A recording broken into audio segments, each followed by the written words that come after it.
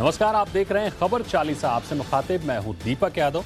खबर चालीसा यानी ऐसा बुलेटिन जहां एक जगह आपको मिलती हैं दिन भर की सारी खबरें फटाफट अंदाज में। शुरुआत होगी कारोबार की खबरों से, फिर राजनीति। बुलेटिन के दूसरे हिस्से में होंगी राज्यों की बड़ी खबरें, स्पोर्ट्स, एंटरटेनमेंट के तड़के के साथ दुनिया जहान का हाल। तो शुरू करते हैं आज की खबर चालीसा। वीकली एक्सपायरी के दिन बाजार में अच्छी बढ़त देखने को मिली, जिसकी वजह से आज बाजार हरे निशान में बंद होने में कामयाब रहे। सेंसेक्स आज 49,000 के महत्वपूर्ण स्तर को पार करने में कामयाब रहा, लेकिन बंद होते होते 49,000 के नीचे आ गया और 272 अंक की बढ़त के साथ 49,000 के बेहद करीब बंद हुआ। वहीं निफ्टी 107 अंक की मजबूती के साथ 14,725 के स्तर पर बंद हुआ।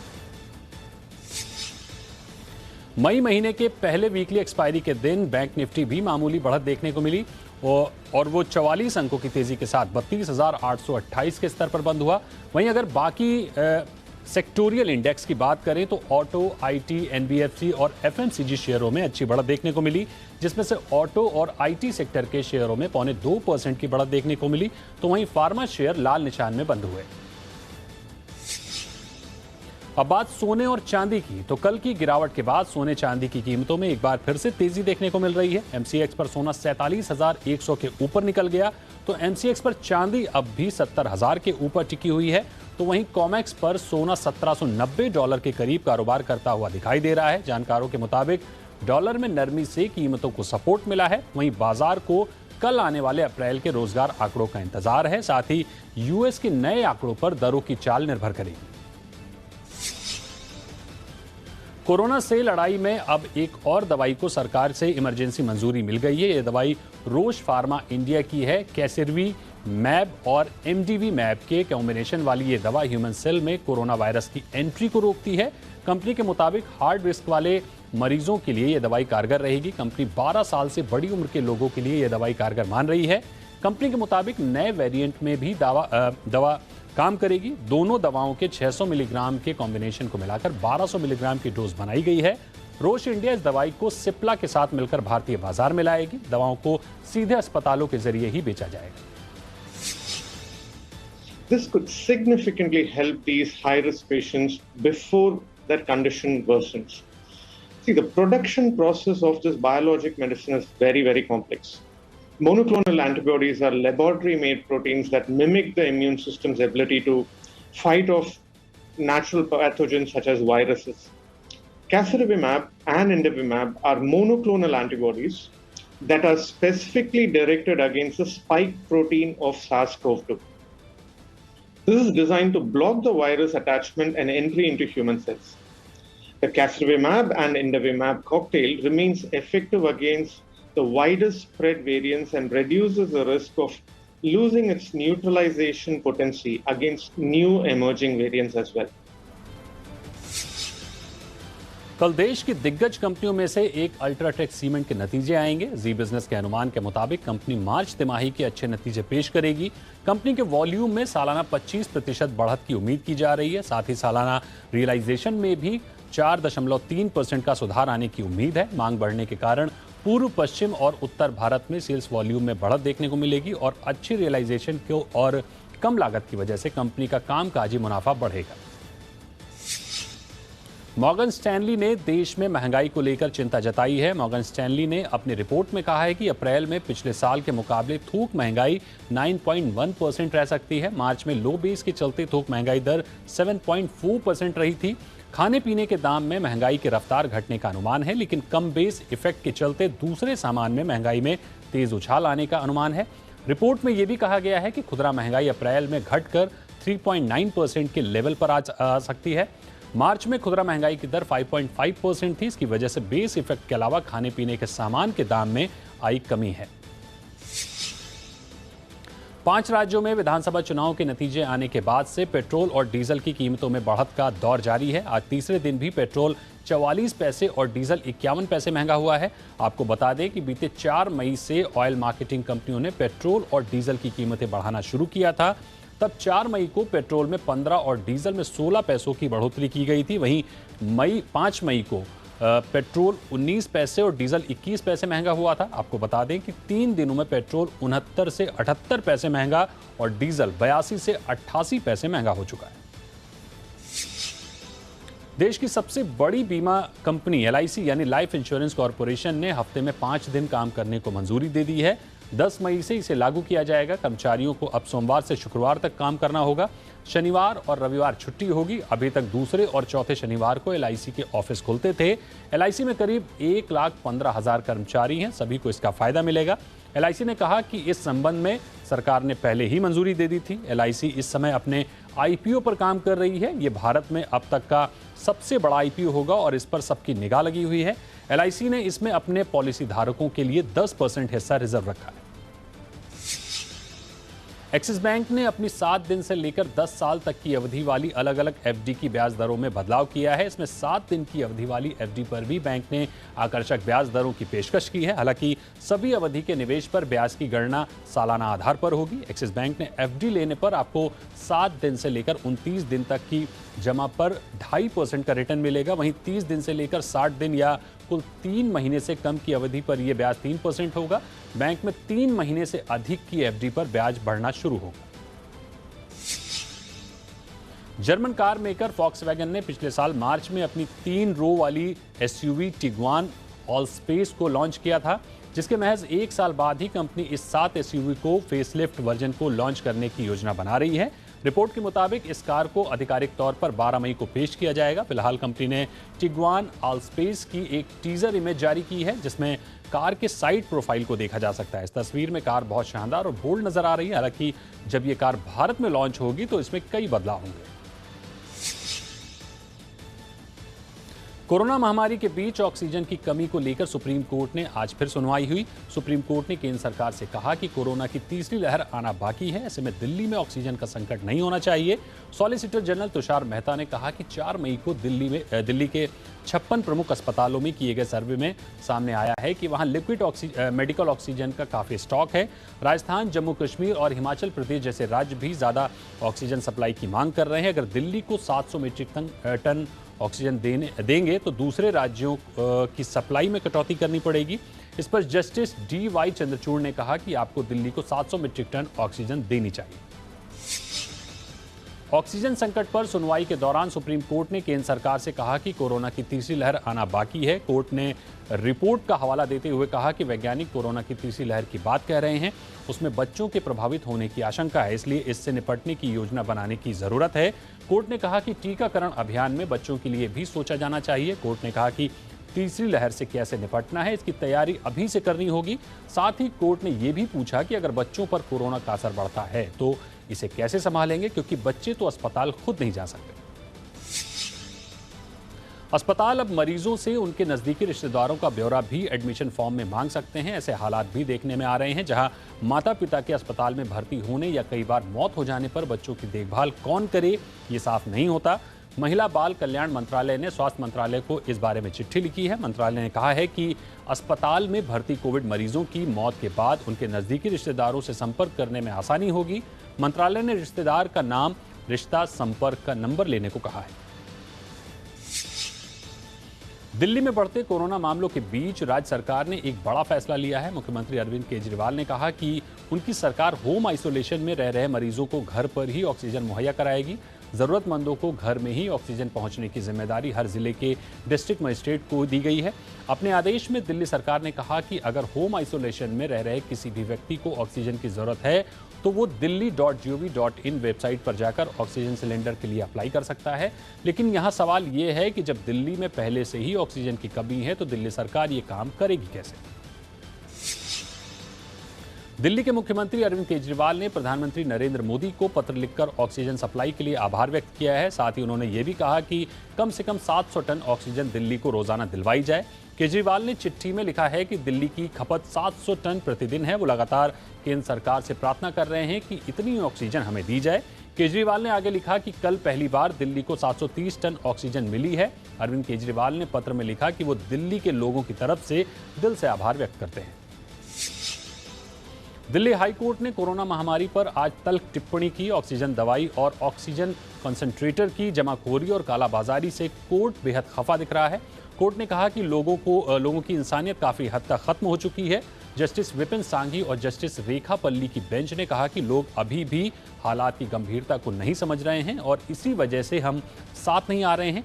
यही कारण है कि हम जमाखोरी और कालाबाजारी जैसी चीजें देख रहे हैं। कोर्ट की ये टिप्पणी मेडिकल स्टाफ, दवाइयों, मेडिकल सामान और बेड की कमी पर सुनवाई करने के दौरान आई। देश में कोरोना की दूसरी लहर बेकाबू होती जा रही है। बीते 24 घंटे में रिकॉर्ड 4,12,262 नए मामले आए हैं। ये एक दिन में मिलने वाले संक्रमितों को सबसे बड़ा आंकड़ा है। नए मामलों के साथ मौतों के आंकड़े बढ़ने से लोगों की चिंता भी बढ़ती जा रही है। बीते दिन दुनिया में 14,278 लोगों की कोरोना की वजह से मौत हुई। इनमें से 3,980 मौतें सिर्फ भारत में ही रिकॉर्ड की गई, यानी दुनिया में महामारी की वजह से हुई हर चौथी मौत भारत में ही दर्ज की गई। हालांकि राहत की बात यह रही कि पिछले 24 घंटे में यहां 3,30,525 लोगों ने कोरोना की जंग जीत ली। राष्ट्रीय लोकदल के प्रमुख और पूर्व केंद्रीय मंत्री चौधरी अजीत सिंह का आज सुबह निधन हो गया। 82 साल के चौधरी अजीत सिंह ने गुड़गांव के एक निजी अस्पताल में आखिरी सांस ली। वो 20 अप्रैल से कोरोना से संक्रमित थे। फेफड़ों में इन्फेक्शन फैलने से उन्हें निमोनिया भी हो गया था। पिछले 2 दिनों से उनकी हालत गंभीर बनी हुई थी। उनके बेटे चौधरी जैन सिंह ने सोशल मीडिया पर इसकी जानकारी दी। जाट और किसान नेताओं के रूप में पहचान बनाने वाले अजीत सिंह ने लखनऊ विश्वविद्यालय और IIT खड़गपुर से पढ़ाई पूरी की। 17 साल तक अमेरिका में नौकरी करने के बाद चौधरी अजीत सिंह 1980 में भारत लौटे और अपने पिता की ओर से बनाए गए राजनीतिक पार्टी लोकदल में शामिल हो गए। विधानसभा चुनाव को लेकर मद्रास हाईकोर्ट की तल्ख टिप्पणी से नाराज चुनाव आयोग की याचिका पर सुनवाई करते हुए सुप्रीम कोर्ट ने कहा कि हाईकोर्ट की प्रतिक्रियाएं तल्ख थीं। कोर्ट ने कहा कि फैसलों और बेंच की भाषा संविधान के मुताबिक संवेदनशील होनी चाहिए। दूसरी तरफ सुप्रीम कोर्ट ने यह भी कहा कि चुनाव आयोग को निश्चित करना चाहिए कि आदेशों का पालन हो। मद्रास हाईकोर्ट ने चुनावी रैलियों में कोविड प्रोटोकॉल टूटने के बाद चुनाव आयोग पर बेहद सख्त टिप्पणियां की थी। हाईकोर्ट ने कहा था कि कोरोना की दूसरी लहर के लिए चुनाव आयोग जिम्मेदार है और आयोग के अधिकारियों पर हत्या का केस चलना चाहिए।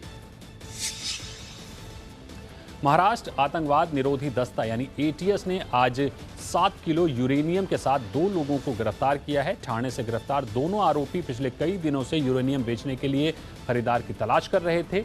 जब्त यूरेनियम की बाजार में कीमत 21 करोड़ रुपए बताई जा रही है। ATS अब इस बात की जांच कर रही है कि इसका इस्तेमाल क्या विस्फोटक बनाने के लिए किया जाने वाला था।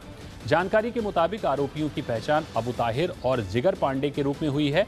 इन्होंने एक प्राइवेट लैब में इसकी टेस्टिंग भी करवाई थी। यूरेनियम का इस्तेमाल परमाणु ऊर्जा से बिजली बनाने में किया जाता है। पश्चिम बंगाल में चुनावी नतीजों के बाद से शुरू हुई सियासी हिंसा थमने का नाम नहीं ले रही है। केंद्रीय मंत्री वी मुरलीधरन की कार पर आज पश्चिमी मिदनापुर के पंचखुड़ी में भीड़ ने हमला बोल दिया।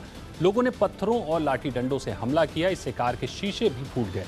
केंद्रीय मंत्री ने खुद सोशल मीडिया पर हमले की जानकारी दी। उन्होंने वीडियो पोस्ट कर कहा कि तृणमूल के गुंडों ने उनके काफिले पर हमला किया। गाड़ी की खिड़कियों को तोड़ दिया गया। कर्मचारियों पर भी हमला किया गया। उन्होंने बताया कि ड्राइवर को चोटें आई हैं।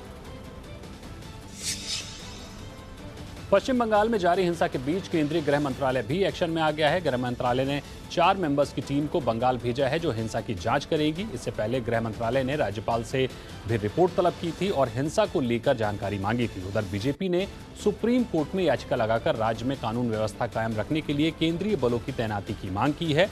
वहीं हिंसा की जांच CBI से कराने की याचिका दायर की है। बंगाल के कई जिले में बीजेपी और TMC कार्यकर्ताओं के बीच खूनी झड़प की खबरें आ रही हैं। इसमें करीब 17 लोगों की मौत हो चुकी है।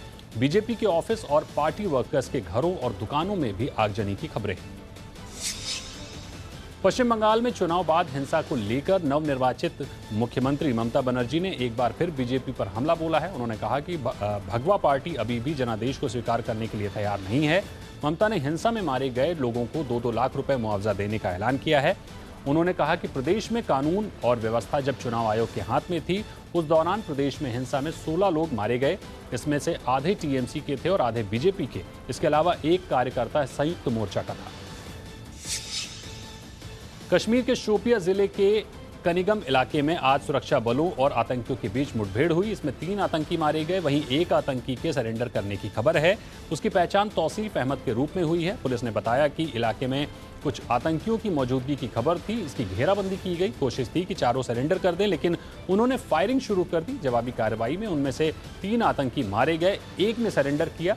ये चारों दहशतगर्द हाल ही में अल-बद्र आतंकी संगठन में शामिल हुए थे। इसमें से पहले 4 मई को सोपोर में सुरक्षा बलों और आतंकियों के बीच मुठभेड़ में 2 आतंकी मारे गए थे। चिलचिलाती गर्मी से दिल्ली के लोगों को थोड़ी राहत मिली है। आज मौसम ने एक बार फिर अपना मिजाज बदला और दिल्ली में बादल छाने के साथ ही बारिश शुरू हो गई। पश्चिमी दिल्ली के कुछ इलाकों में ओले भी गिरे। पिछले कई दिनों से गर्मी की मार झेल रही दिल्ली और उसके आसपास के इलाकों के लिए ये बारिश राहत लेकर आई। इस हफ्ते दिल्ली का अधिकतम तापमान 41 डिग्री और न्यूनतम तापमान 24 डिग्री रहने के आसार हैं। मौसम विभाग ने पहले ही इस बात की संभावना जाहिर की थी कि दिल्ली एनसीआर में गुरुवार को आंधी तूफान के साथ बारिश हो सकती है। कोरोना की दूसरी लहर ने कई मेगा बजट फिल्मों की शूटिंग भी प्रभावित की है। हालांकि अंदरूनी तौर पर सभी मेकर्स वापसी की तैयारी कर चुके हैं। ऐसी ही पहली मेगा बजट फिल्म आदिपुरुष होने वाली है। उम्मीद है कि 15 मई के बाद से प्रभास, सैफ अली खान, सनी सिंह, कृति सनन और फिल्म की पूरी टीम हैदराबाद में इसकी शूटिंग शुरू कर सकते हैं।